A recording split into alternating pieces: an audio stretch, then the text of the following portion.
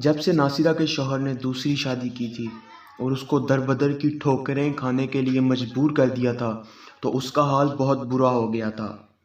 اس کا اس دنیا میں کوئی نہ تھا۔ وہ نیم پاگل سی ہو کر رہ گئی تھی۔ جائے تو کہاں جائے؟ اللہ جانتا تھا کہ یہ معصوم بچہ ناصرہ کا لخت جگر تھا، اس کا اپنا خون تھا، مگر زمانے نے ناصرہ کی خوشیاں چھین لینے کا تہیہ کر لیا تھا۔ وہ اس کا دشمن بن چکا تھا۔ اس کے شوہر کے دل میں یہ غلط فہمی ناصرہ کی ساس کی پیدا کر دی تھی، اور بیٹا ماں کی ہر بات پر سر جھکا دیتا تھا۔ ناصرہ کی بس یہی ایک غلطی تھی کہ ساجد اس کو خاندان کی مرضی کے خلاف بیاہ کر لایا تھا۔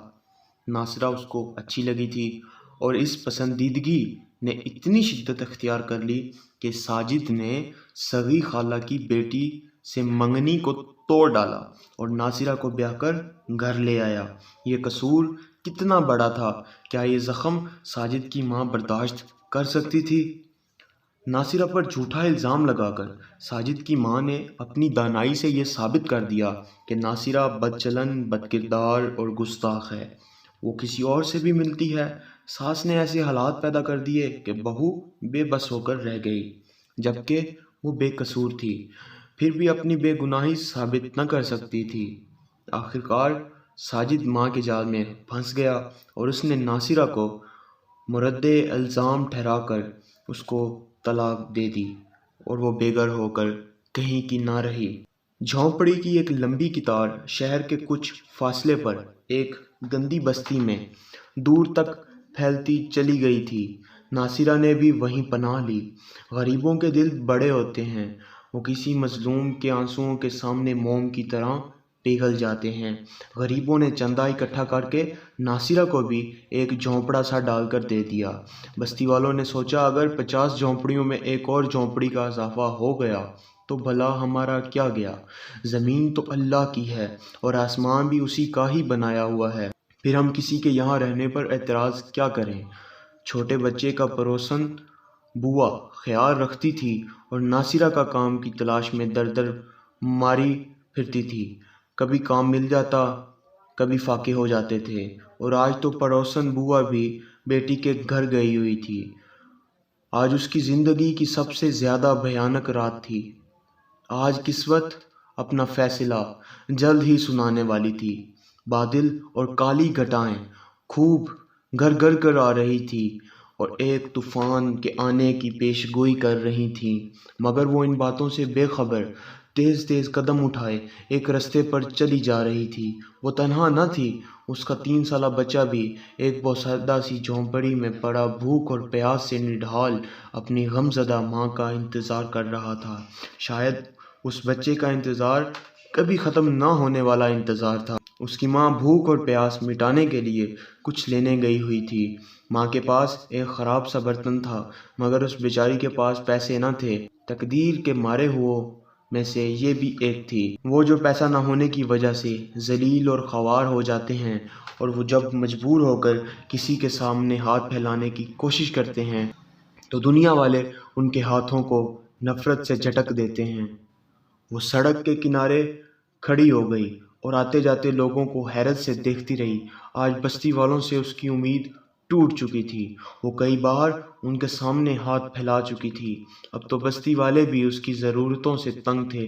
بچے کی وجہ سے وہ کہیں مستقل ملازمت بھی نہ کر سکتی تھی، اور جھونپڑی والے کیا کرتے؟ وہ تو خود اس کے جیسے غریب تھے۔ تھوڑی دیر تک اس کی سمجھ میں کچھ نہ آیا کہ وہ کیا کرے۔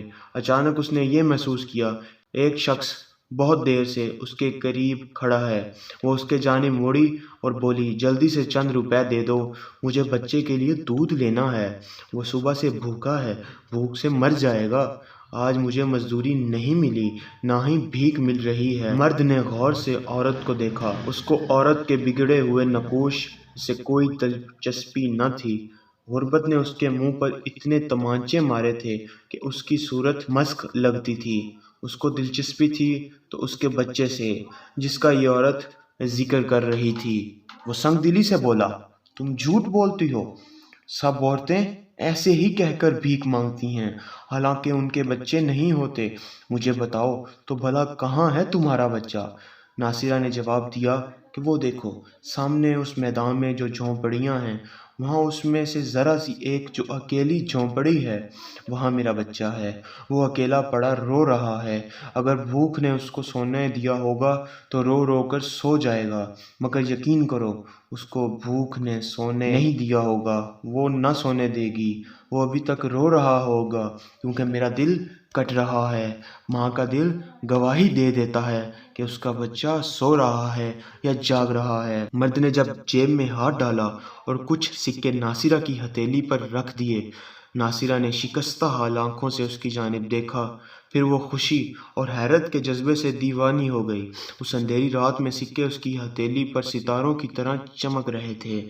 اس کی نظروں کے سامنے اپنے بچے کا مایوس چہرہ آ گیا۔ وہ ایک لمحے میں تیزی سے سڑک پار کر کے دودھ کی دکان پر چل دی۔ وہاں سے اس نے دودھ خریدا اور پھر وہ واپس آئی، مگر بارش شروع ہو چکی تھی۔ شاید یہ اس اندھیری رات میں بارش کا بھی کوئی مقصد تھا۔ جس طرح اندھیرے میں اجالے کی اچانک کرن پھوٹی تھی، وہ غلط لمحے میں چمکی تھی۔ وہ تیز تیز قدم اٹھاتی اپنی منزل کی طرف جا رہی تھی۔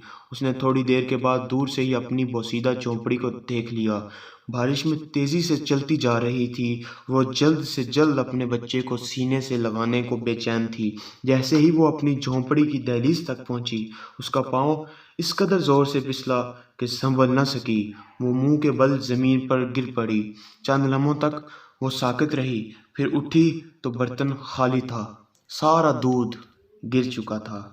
دودھ مٹی کی نظر ہو چکا تھا اور اندر بچہ بھی شاید ماں کے انتظار میں بلک بلک کر سو چکا تھا، کیونکہ اب اس کے رونے کی آواز نہیں آ رہی تھی۔ وہ جھونپڑے میں آئی۔ اس نے مدھم ہوتے ہوئے چراغ کی لو اونچی کی، چراغ اٹھا کر بچے کے بستر کے قریب آئی، مگر بچہ وہاں نہ تھا۔ بستر خالی پڑا تھا۔ چند روپے کے عوض وہ ظالم بردہ فروش بچے کو اٹھا کر لے گیا تھا، جس نے پریشان ماں کے ہاتھ میں چند لمحے بیشتر رزگاری رکھی تھی۔ کس قدر عجیب سودا کیا تھا اس نے۔ ناصرہ چیخ مار کر گر گئی۔